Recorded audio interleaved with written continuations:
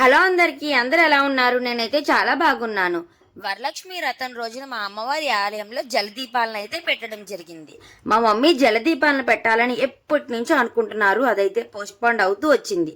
ఈ సంవత్సరం అయితే అందులో వరలక్ష్మి వ్రతం రోజున జలదీపాలు పెట్టడం ఎంతో ఆనందంగా ఉంది. మా మమ్మీ అయితే అసలు ఎంతో సంతోషపడుతున్నారు. వరలక్ష్మి వ్రతం రోజున జలదీపాలను పెట్టడము.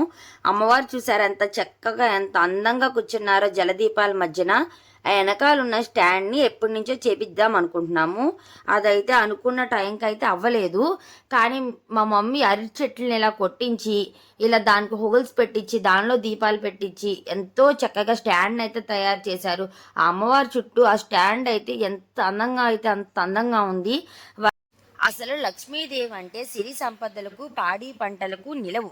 లక్ష్మీ కటాక్షం అనేది అందరికీ ప్రాప్తించదు. ఎందుకంటే ఆమె శుచి శుభ్రత ఏ ఇంటి ఉంటుందో స్థిరముగా ఆమె అక్కడ అడుగు పెడుతుంది. లక్ష్మీదేవికి శుక్రవారం పొద్దంటే మహాప్రీతికరం. అలాగే సాయంత్రం సంధ్యా వేళల్లో సంధ్యా దీపాలంటే మహా ఇష్టం.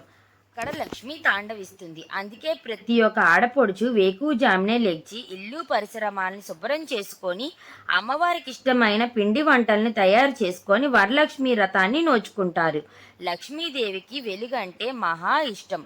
మా మమ్మీ ఆలయంలో ఇలా జలదీపాలను పెట్టాలని సంకల్పించారు.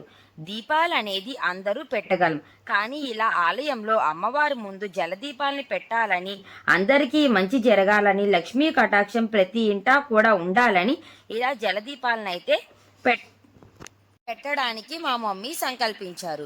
వరలక్ష్మి వ్రతం రోజున భక్తులందరి చేత ఇలా జలదీపాలని పెట్టించారు.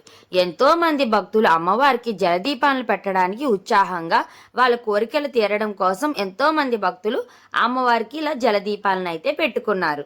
ముందుగా భక్తులు అందరూ కూడా దీపాలను పట్టుకొని అమ్మవారి ఆలయం చుట్టూ కూడా ప్రదక్షిణం చేసుకొని ప్రతి ఒక్క అమ్మవారికి కూడా ఆ దీపం వెలుగు చూపించి అప్పుడు అమ్మవారి ముందు జలదీపాలని ఘనంగా వదిలారు.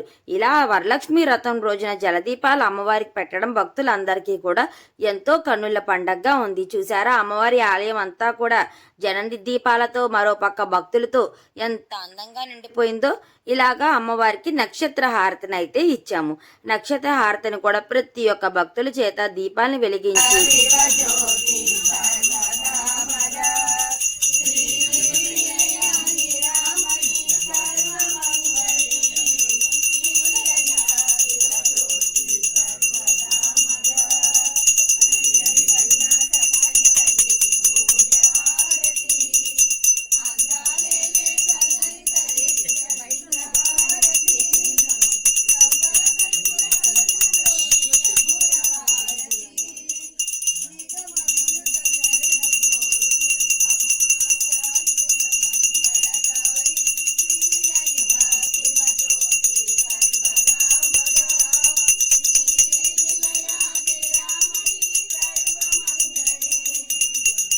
మా మమ్మీ ఇలా భక్తులందరి చేత అమ్మవారికి నక్షత్ర హారతిని అయితే ఇచ్చారు.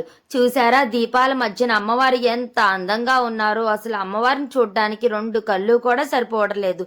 భక్తులంతా కూడా ఎంతో నిష్ఠతో, ఎంతో నియమాలతో అమ్మవారికి అయితే ఇలా జలదీపాలను అయితే వదులుకున్నారు. తర్వాత పెళ్లి కావాల్సిన పిల్లలు, కన్య పిల్లలు అందరూ కూడా వాళ్ళతో పాటుగా నేను కూడా అందరం కలిసి ఇలా అమ్మవారికి నక్షత్ర హారతిని అయితే ఇచ్చాము. ఇలా అమ్మవారికి ఇలా వరలక్ష్మి వ్రతం రోజున ఇలా పూజ చేయడం ఎంతో ఆనందంగా ఉంది. ఇలా భక్తులు అందరి చేత పూజలు చేయించడం కూడా ఎంతో సంతోషంగా అయితే ఉంది. ముఖ్యంగా అమ్మవారు చూస్తుంటే రెండు కళ్ళు కూడా సరిపోవట్లేదు. ఇక్కడికి 3 వారాలు అయితే ఎంతో దివ్యజంగా అయితే పూర్తి చేసుకున్నాము.